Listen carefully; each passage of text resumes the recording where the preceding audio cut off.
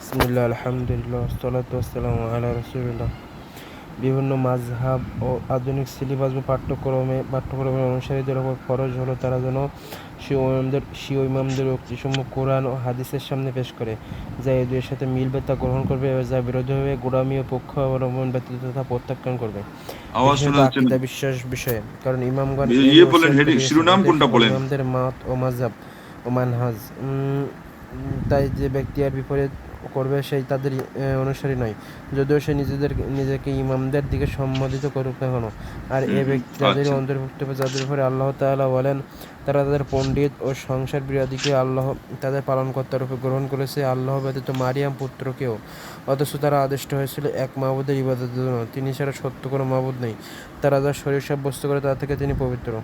উপরোক্ত আয়াতটি কেবল খ্রিস্টানদের ক্ষেত্রেই নির্দিষ্ট নয়, বরং যারাই তাদের অনুরূপ কাজ করবে তারাই এই আয়াতের আওতায় পড়বে।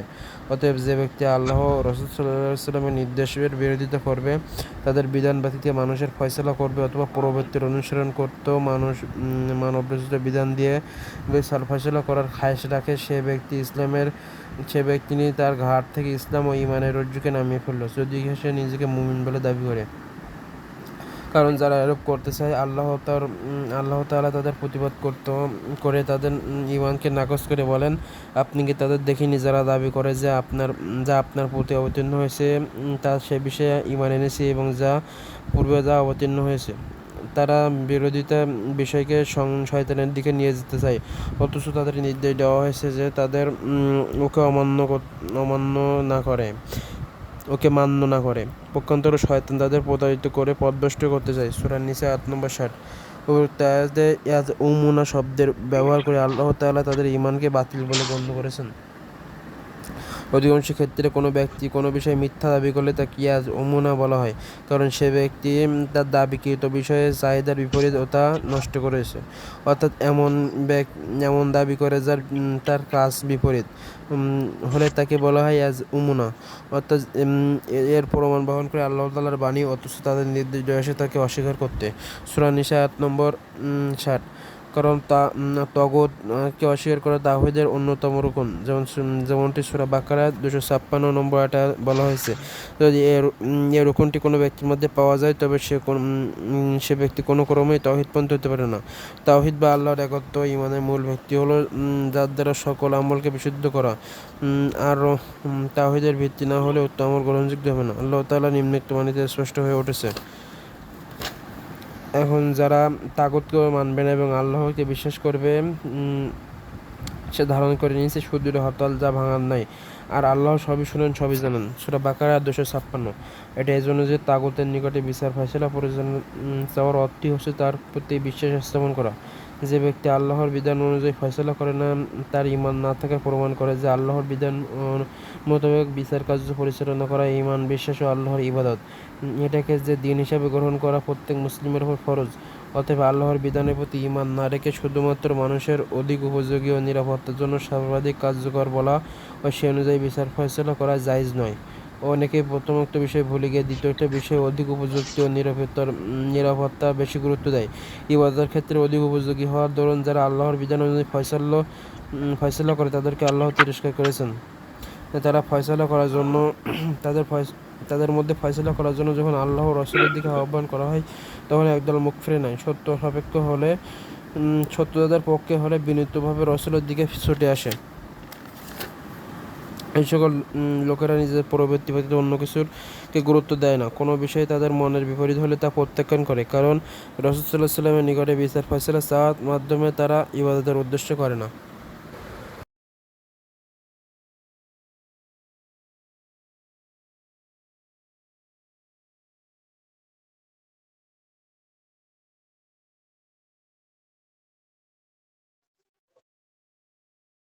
দেখেন আগে এটা আওয়াজ পরিষ্কার হয় কিনা। আপনার আওয়াজ তো আমি ভালো করে পরিষ্কার বুঝতে পারি নাই। আমার আওয়াজ হচ্ছে কিনা দেখেন, তাইলে তো আগানো যাবে, নাহলে তো।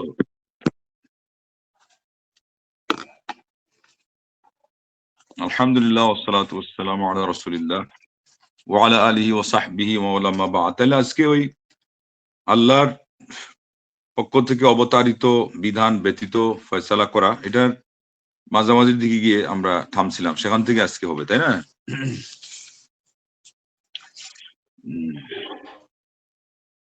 এটা হলো যে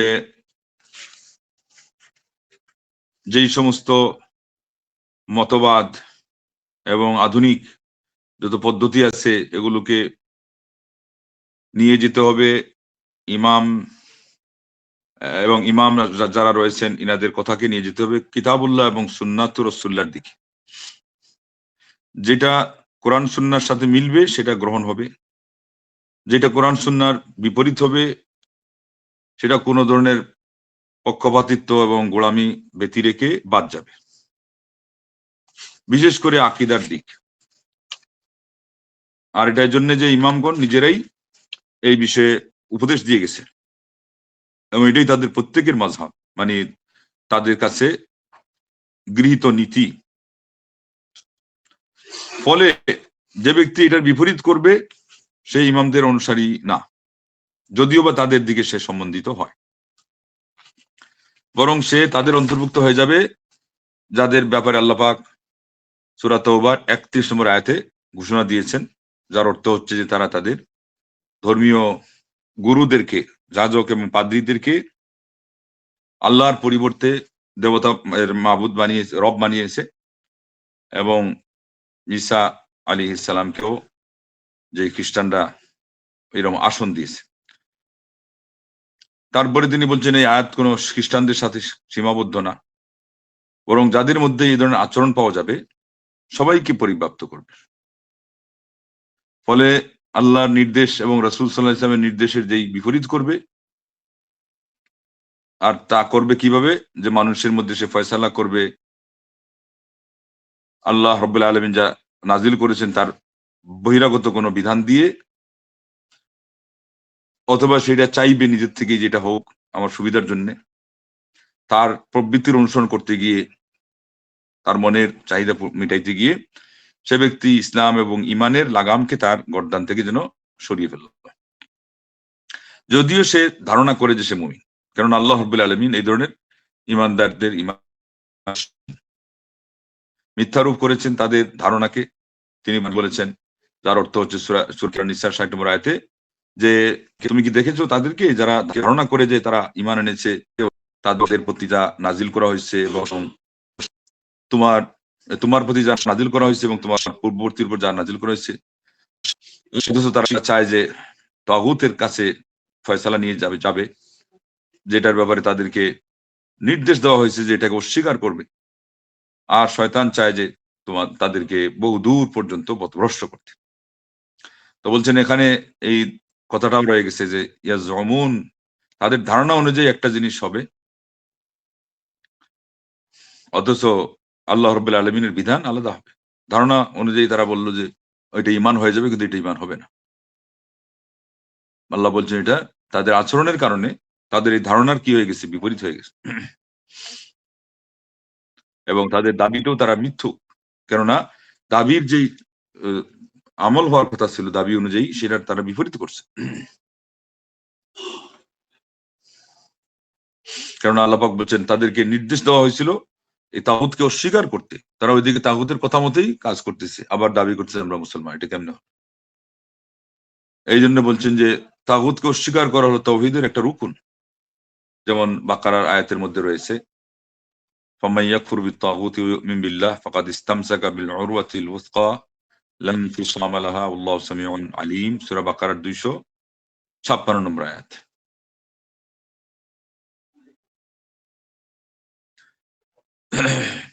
এবং যেহেতু এই রুকুনটা তাদের মাধ্যমে আমলে আনা হয় নাই, তাইলে তারা তাওহীদবাদী হতে পারলো না। তাওহীদই হচ্ছে ইমানের মূল ভিত্তি,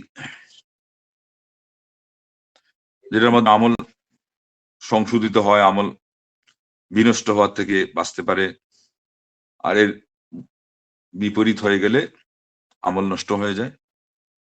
যেমন আল্লাহ পাক বলেছেন ফামান ইয়াকফুর বিত-তাগুত, যেটা আমি একটু আগে বললাম যে আয়াতের কথা।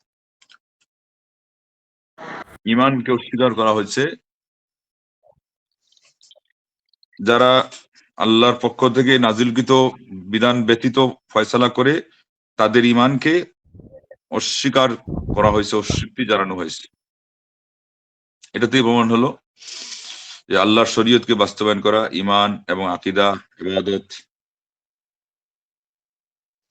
আল্লাহর উদ্দেশ্যে ইবাদত করা, এটা হলো মুসলিম ব্যক্তি এটার মাধ্যমে তার দিনদারি পালন করবে।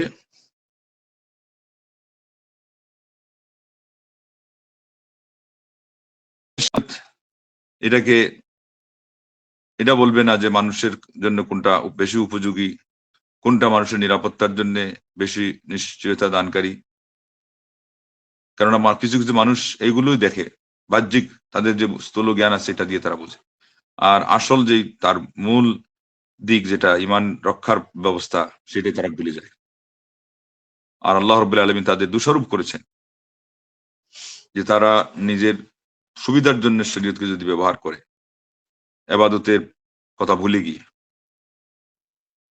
এবং আল্লাহ বলছেন যে তাদেরকে যখন আল্লাহ রাসূল সাল্লাল্লাহু আলাইহি ওয়াসাল্লামের দিকে ডাকা হয় তাদের মাঝে ফয়সালা করার জন্য, তো দেখা যাবে একদল মুখ ফিরিয়ে নেয়। আর তাদের পক্ষে যদি ফয়সালা হয় তাহলে তারা খুব আগ্রহ ভরে সেখানে চলে আসে। সূরা নূর 48 থেকে 49 আয়াত। অতএব তাদের বেশিরভাগ তাদের সেই সাধনা, তাদের চিন্তা, এটা হলো মনের মিল যেখানে আছে, তাদের চাহিদা, তাদের খাহিসাতে নফসানির প্রতি তাদের ঝুঁক, আর তাদের মনের ইচ্ছার বাহিরে যেটা এটাতে তারা মুখ ফিরিয়ে নেয়। আর কারণ হলো যে আল্লাহ রাসূল সাল্লাল্লাহু আলাইহি ওয়াসাল্লামের দিকে ফয়সালার বিষয়গুলোকে প্রত্যাবর্তনের মাধ্যমে তারা আল্লাহর ইবাদতে অনাগ্রহী, এটাতে তাদের কোনো ইন্টারেস্ট নাই। জি, এই পর্যন্ত হলো।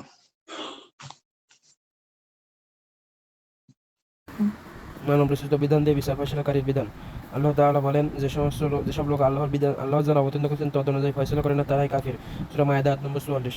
উপরোক্ত আয়াতে এই ঘোষণা দেওয়া হয়েছে যে আল্লাহর অবতীর্ণ বিধান অনুযায়ী মানব রচিত বিধান দিয়ে বিচার পরিচালনা করা বড় কুফরি। হাকিম বা বিচারকের অবস্থান অনুযায়ী কোনো বড় কুফরি হতে পারে বা মানুষকে দিন ইসলাম থেকে বের করে দেয়, বা কোনো ছোট কুফরি হতে পারে যা মানুষকে দিন ইসলাম থেকে বের করে দেয় না। এটি নির্ভর করবে বিচারকের অবস্থার উপরে। যদি কোনো বিচারক বিশ্বাস করে যে আল্লাহর বিধান অনুযায়ী বিচার করা ফরজ নয়, 2 কোনো অথবা সে বিচারের ইস্তেদিন 3 অথবা আল্লাহর বিধানকে হে প্রতিবন্ধ করে 4 অথবা বিশ্বাস করে যে মানব রচিত বিধান আল্লাহর বিধানের চেয়ে ভালো বা সমপর্যায়ের, বা অথবা বিশ্বাস করে যে আল্লাহর বিধান বর্তমান সমাজে উপযোগ্য নয়। 6 অথবা মানব রচিত বিধান দিয়ে বিচার ফয়সালা করা যারা কাফির মুনাফিকদের সন্তুষ্ট করতে চায়, তবে এটা বড় কুফরি যা মানুষকে ইসলাম থেকে বের করে দেয়।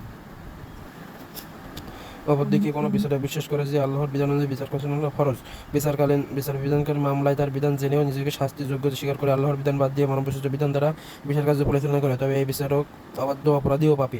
এই বিচারক ছোট কুফরিতে লিপ্ত হওয়ার ধরুন এক প্রকার কাফির, কিন্তু এই কুফরি থেকে ইসলাম থেকে পরিপূর্ণ বের করে দেয় না।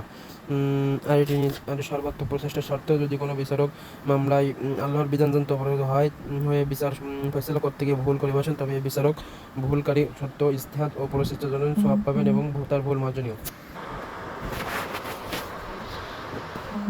এ ব্যক্তিগত ব্যক্তি বিশেষের বিচারের বিধান, কিন্তু জনসাধারণের ঘরে বিচারের বিধান ভিন্ন।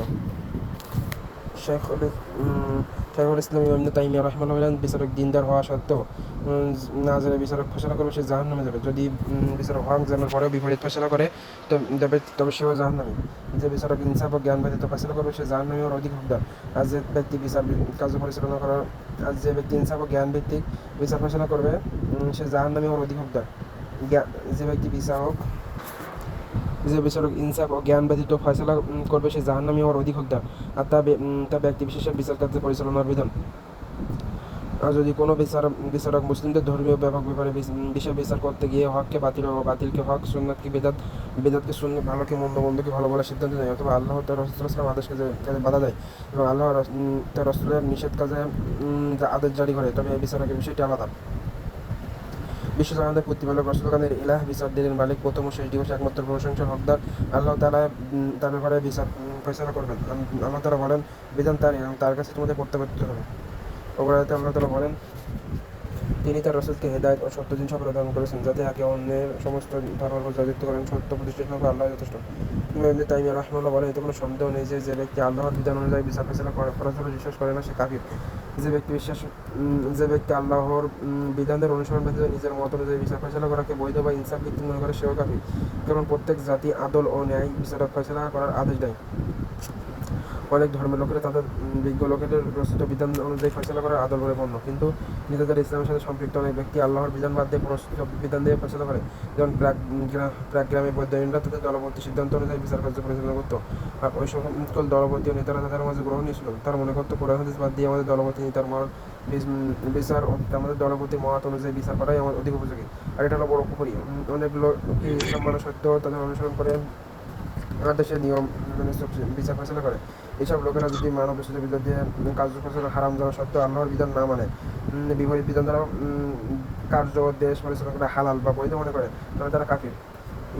শেখ মোহাম্মদ ইবনে ইব্রাহিম রাহিমাহুল্লাহ বলেন, যদি কোনো বিচারক আল্লাহর বিধানকে সঠিক ও নিজেকে অপরাধীর জন্য কোনো সময় আল্লাহর বিধান বাদ দিয়ে মনগুলো মতবাদ দিয়ে ফয়সালা করে, তবে সে পুকুরে আজ্জার করে।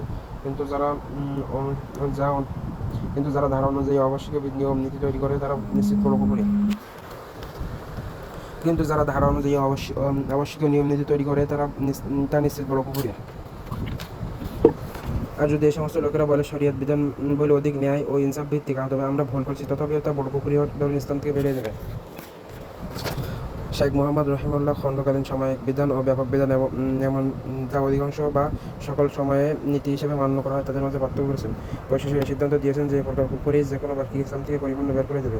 এটা এই কারণে যে ব্যক্তি ইসলামী নিয়মকে একে অন্যের দিকে সরিয়ে রেখে মানবরচিত বিধান তার স্থলে গ্রহণ করে তা প্রমাণ করে যে উক্ত ব্যক্তি বিশ্বাস করে মানবরচিত বিধান শরিয়তের বিধান থেকে উত্তম উপযোগী। এতে কোনো সন্দেহ নেই যে এটা এমন পুকুরি যা মানুষকে ইসলাম ধর্ম থেকে বের করে দেয় এবং ওই ব্যক্তির তাওহীদ নষ্ট হয়ে যায়।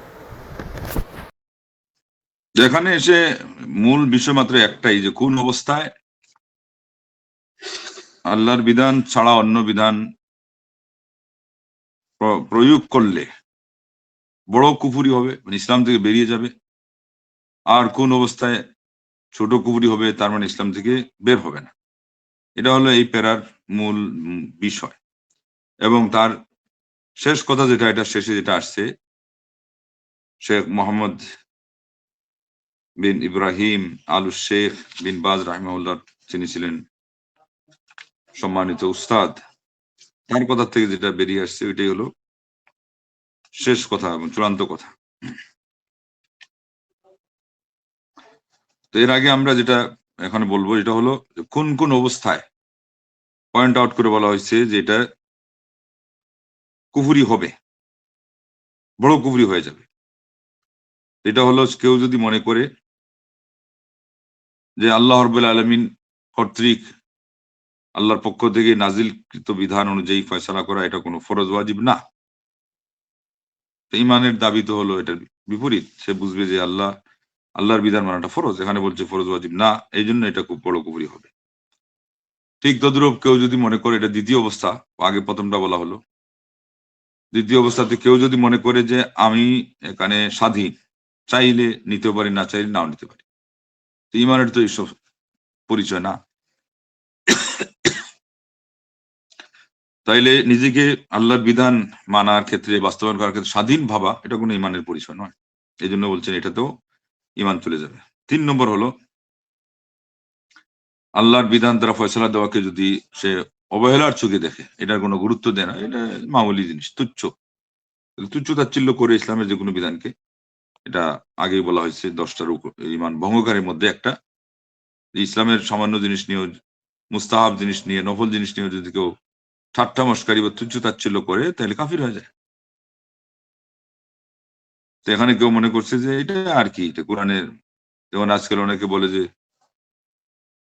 মৌলবীরা আর কি করবে, মৌলবাদীরা আর কি করবে, লা হাওলা ওয়ালা কুওয়াতা ইল্লা বিল্লাহ। অথচ এটা কোরআন সুন্নাহর বিপরীত যদি যায়, তাহলে তার ইমান থাকবে না। 3 নম্বর হলো, অন্যান্য বিধান, মানব রচিত বিধান যদি আরো ভালো মনে করে অথবা সমান মনে করে, তাও ইমান থাকবে না। তাহলে এখানে 4টা বের হয়ে গেল, আরেকটা সমান মনে করা 8টা হয়ে গেল। 5 নম্বর হলো, সে যদি মনে করে, বা 5 এখানেই হয়ে গেল। 6 নম্বর হলো, সে যদি মনে করে যে এই কালের জন্য, এই যুগের জন্য এটা যথেষ্ট নয়, তাহলেও তার ইমান চলে যাবে। 7 নম্বর হলো, সে কাফির মুনাফিকদের মনস্তুষ্টি কামনার জন্য তাদের সাথে তাল দেয়, আর ইসলামের বিধানকে অনুপযুক্ত দাবি করে বা ঘোষণা দেয়, তাইলে সবগুলো হলো কুফুরি। এখানে 8 নম্বর আরেকটা আছে, এটা হচ্ছে সে নিজে মানব রচিত বিধান হায়ার করে আনছে, অথবা নিজে একটা কথা তার কাছে ভালো লাগছে আর ওদিকে বলে দিচ্ছে এটাই আল্লাহর বিধান, এটাকে ইস্তেবদাল বলা হয়। তো ইস্তেবদাল করলেও কুফরি হয়ে যায়। এইভাবে সর্বমোট 8টা পাওয়া যায়, যেগুলোর মধ্যে বড় কুফরি হয়। আর যদি সে বিশ্বাস করে যে না এটাই আমাদের জন্য অবধারিত, কিন্তু এবং আরো কিছু ব্যাখ্যা সহকারে বলছেন, জানলো যে এটা আল্লাহর ফয়সালা, এটা তার পাপের কারণে,